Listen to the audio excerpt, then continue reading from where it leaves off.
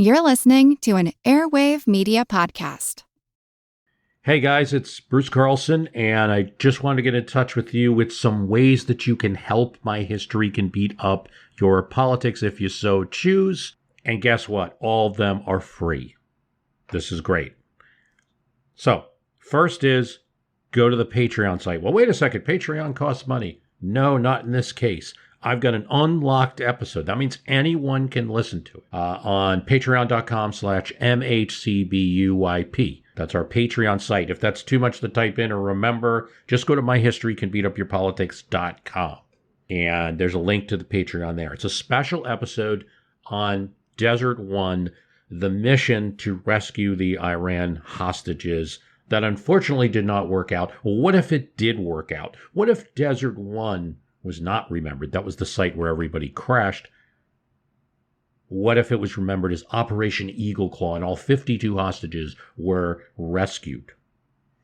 It's not as far-fetched as it seems, but the question I was asked on Reddit that I want to answer in that special episode available to you is, what would have happened to Carter's re-election? And that's not as easy as it might seem either. It's not like he's just instantly reelected just because those hostages were rescued. We look at polls, we look at the politics, we look at everything, and I talk about that. In the same episode, we're also going to talk about Stockholm Syndrome and whether that's a real thing or something that a group of Swedish cops and their trusted psychologists made up to cover themselves. So, interesting little story because I had been tracking the Patricia Hearst story over the summer.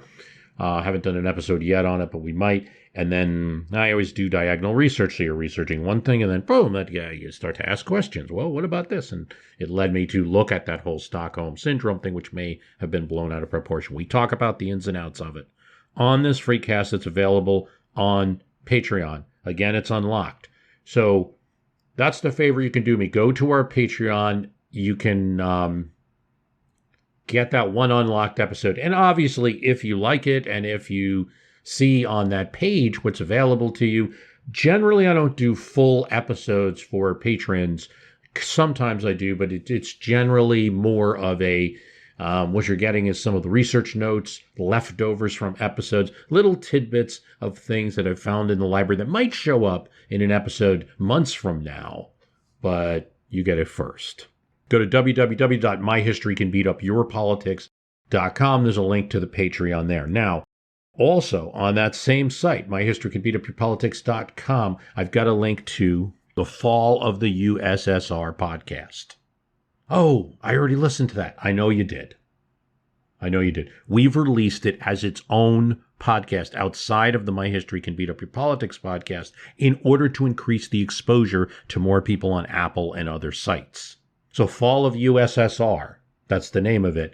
The story of the end of the Soviet Union is all 6 parts are there. Apple Podcasts in particular right now, it's also on other sites. What I'd like you to do, if you can, even if you've already listened to Fall of USSR, is to help me out. If you can go and subscribe to that podcast, at least for a time, that shows Apple that it's popular and it tends to move things up and exposes it to more people. And that's what we're trying to do, is just get the podcast exposed to more people. So if you don't mind, I'm particularly looking for that on Apple Podcasts, but let's say you're listening on Overcast or Castro or something else. Go ahead and do what you can there. Subscribe. Thanks so much. That's Fall of USSR podcast. And the third is more general. Look, just tell someone about this program. That's how we've acquired so many listeners. I have fathers and sons listening. I have brothers listening. I have a brother and a brother-in-law of opposite political spectrum that I was told about. I know I have a mother and son, and yes, I'm thinking about you, Kevin Willis. I know I have friends. So this is how we spread a podcast through word of mouth. It's a little bit of a nuanced podcast. This isn't something that, is like some of those more corporate podcasts where they're just focused on kind of one thing. We get into a lot and we do history and politics, which throws some people off, but I think there's a bigger audience out there than there could be. So please spread the word. Do what you can. You can spread your word on the blog. if you have a blog. It's Facebook, Twitter X, and this is a good time to announce it. I'm also on Blue Sky, and I'm on Threads. On Blue Sky, I'm My Hist, and Threads, I'm at My History Can Beat Up Your Politics. I'm in a little limited version on Mastodon. I really haven't found that that's worked out too much, and I haven't been to post in ages, to be honest. So it's Threads and Blue Sky where I'm spending some of my time. In addition to, I haven't abandoned X at this point. I do see some issues with it. I'm all for free speech, but I want the person I'm free speeching with to be a real person. I still do have some good discussions. Richard Brookhiser is a good person to follow, a historian. I have some good interactions with him. He's very open and talks to everybody. So, there's still a lot of things on Twitter X that I like. 100 years ago today, right? We had John on the show. That's a good Twitter site. He's into 1923 right now.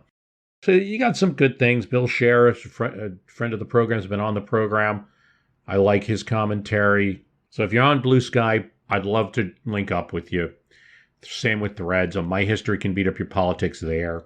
Love to link up with you. Have some good discussions on those new up-and-coming sites. I really do think that one, the other, or both, where we're kind of getting the three blind mice, right?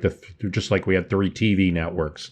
I think it's time to have more than one social media network. And that's just the way it's going to be.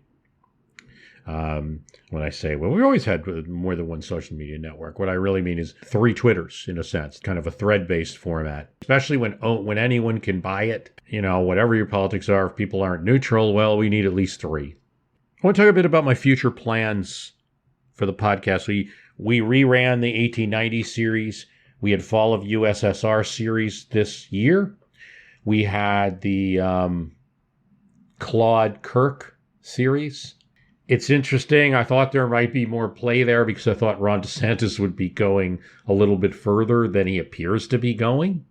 He did get the governor of Iowa's endorsement, so I thought there might be something to say in the story of Claude Kirk, but it's still, the funny thing is, I think Claude Kirk is an interesting story, whether there's a DeSantis comparison or not. So we did all these series this year. Series are tough. It takes a lot of work. I've been working on the podcast full time recently. That's been helpful. So in the background, I'm working on a Zachary Taylor podcast. I'm estimating that now for 2024 because it's just in the background. I have a box and I throw things into it, and it's cooking. It's cooking. We're getting somewhere. I think I'm going to have some insightful things to say when it's all done. I'm just pulling some threads right now. More immediately, I'm working on revamping You Break Everybody's Back, the story of the 1988 election. I think that election is so important for understanding politics today.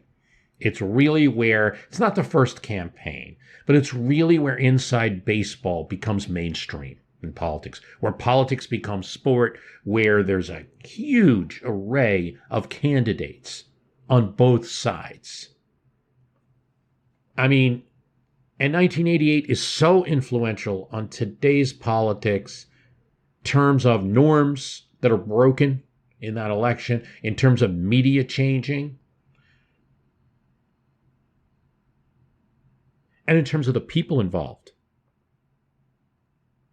5 out of the past 6 presidents had some involvement, at least being talked about, running or actually running for president in 1988. 5 of the 6 last presidents had some involvement with the 1988 election. Obviously, the current one does. So did the former one in a very small form, but still. So we're going to get into all of that, and I'm going to revamp. I felt there was a little bit of production issue with that series. Wasn't too bad, but it could be better.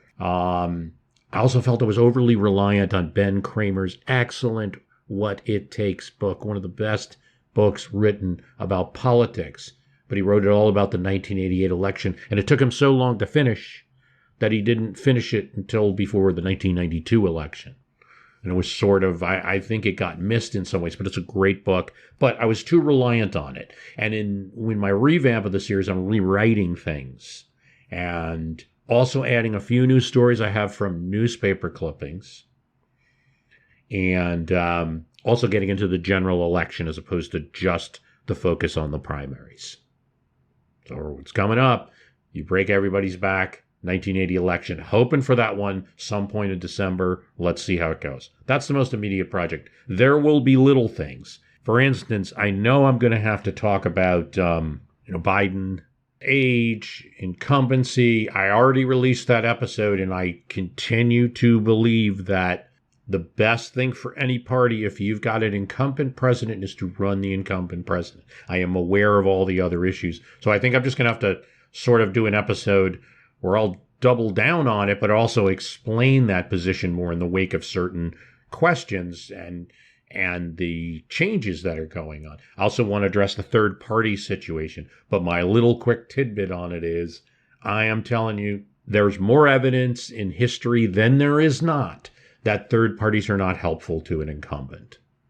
So you got to get into that third party issue as separately from, and third party effect on somebody running for re-election separately from just the question of Biden's age, should they be running the president? I still just continue tidbit there to believe that what's being ignored in most of those accounts they're focusing on, and I get it, the very real fact that you have a very old president, you actually have an old challenger as well. It's unusual, except that baby boomers are doing everything late, and he's actually older than a baby boomer, but I think that there's a fantasy that you can just replace one person with another, and it's not how it will ever work. It'll be a fight like Wolverines for a nomination if Biden doesn't run, and then you have the sitting president there.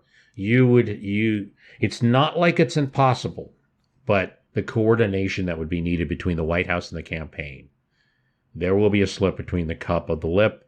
If that were to happen, that's Carlson's prediction, that gap between White House and candidate will give away any advantage that you get from being the party in the White House. And you'll have to introduce a new person to the American public, running against somebody who's very well known to the American public. I'm not saying it's impossible. I'm just saying these are the complications that the everyday media doesn't focus on. We're going to talk about all that stuff. Those are topics that I want to address in the future, so you have a little bit of idea what I'm kind of thinking about. So there'll be some running of podcast episodes we've already had, interspliced with some of these new issues while I work on let's say the near term, the 1988 election episode, and then longer term, Zachary Taylor, which I promise you is a coming. I want to thank you for listening. Remember the Patreon, Desert One. Remember, subscribe to that Fall of USSR separate podcast. And I thank you for listening.